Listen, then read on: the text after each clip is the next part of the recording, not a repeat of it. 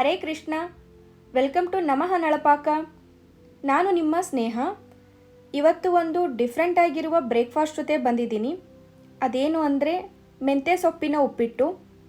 ಯಾವಾಗಲೂ ಒಂದೇ ಥರ ಉಪ್ಪಿಟ್ಟು ಮಾಡಿಕೊಂಡು ತಿನ್ನೋ ಬದಲು ಈ ಥರ ಸೊಪ್ಪುಗಳನ್ನು ಹಾಕಿ ಮಾಡೋದ್ರಿಂದ ತುಂಬಾ ರುಚಿಯಾಗಿರುತ್ತದೆ.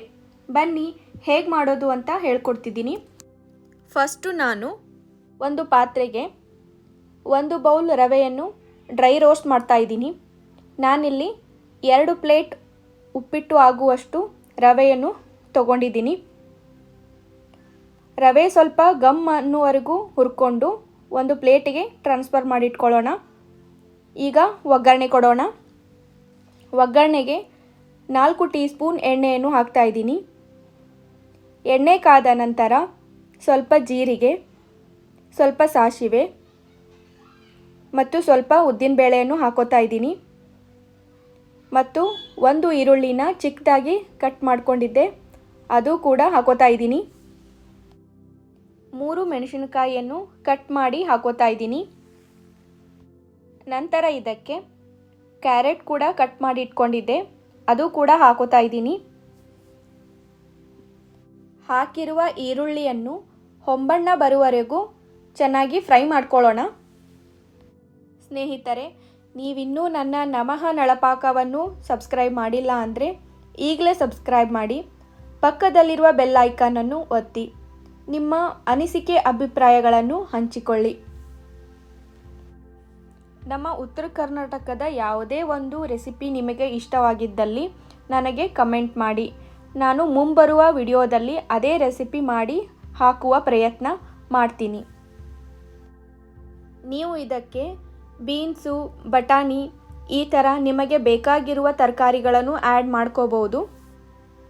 ವೀಕ್ಷಕರೇ, ಬನ್ಸಿ ರವೆ ಬಳಸ್ಕೊಂಡು ಕೂಡ ಈ ಮೆಂತ್ಯ ಸೊಪ್ಪಿನ ಉಪ್ಪಿಟ್ಟು ಮಾಡ್ಕೋಬಹುದು.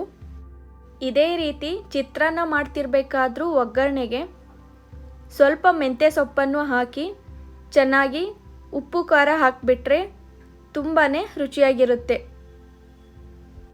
ಈಗ ಈ ಒಗ್ಗರಣೆಗೆ ಮೆಂತ್ಯ ಸೊಪ್ಪನ್ನು ಹಾಕೊಳ್ಳೋಣ. ನಾನಿಲ್ಲಿ 1 ಬೌಲ್ ಮೆಂತ್ಯ ಸೊಪ್ಪನ್ನು ಹಾಕೋತಾ ಇದ್ದೀನಿ. ನೀವು ಇನ್ನೂ ಸ್ವಲ್ಪ ಜಾಸ್ತಿ ಮೆಂತ್ಯ ಸೊಪ್ಪನ್ನು ಹಾಕೋಬಹುದು. ಇದು ನೋಡೋಕ್ಕಷ್ಟೇ ಜಾಸ್ತಿ ಕಾಣುತ್ತೆ, ಎಣ್ಣೆಯಲ್ಲಿ ಕರಗಿದ ಮೇಲೆ 1 ಹಿಡಿಯಷ್ಟು ಆಗೋದಿಲ್ಲ. ಆದರೆ ಅದರ ಪರಿಮಳ ತುಂಬ ಚೆನ್ನಾಗಿರುತ್ತೆ. ಮನೆ ಆಗಲೇ ಘಮ ಘಮ ಅಂತಿದೆ, ಯಾವಾಗ ತಿಂತೀವಿ ಅಂತ ಹಸಿವು ಕೂಡ ಅಷ್ಟೇ ಜಾಸ್ತಿ ಆಗ್ತಿದೆ. ಈಗ ಇದಕ್ಕೆ ರುಚಿಗೆ ತಕ್ಕಷ್ಟು ಉಪ್ಪನ್ನು ಬೆರೆಸ್ಕೊಳ್ಳೋಣ. ಈ ಒಗ್ಗರಣೆ ಚೆನ್ನಾಗಿ ಫ್ರೈ ಆದ ಮೇಲೆ ಇದಕ್ಕೆ 2 ಬೌಲ್ ನೀರನ್ನು ಹಾಕೋತಾ ಇದ್ದೀನಿ. ನಂತರ ಇದು 4 ರಿಂದ 5 ಕುದಿ ಬರಬೇಕು. ಗ್ಯಾಸನ್ನು ಮೀಡಿಯಂ ಫ್ಲೇಮಲ್ಲೇ ಇಟ್ಟಿರುತ್ತೇನೆ. ಮತ್ತೆ ಸ್ವಲ್ಪ ಉಪ್ಪು ಅಡ್ಜಸ್ಟ್ ಮಾಡ್ಕೋತಾ ಇದ್ದೀನಿ.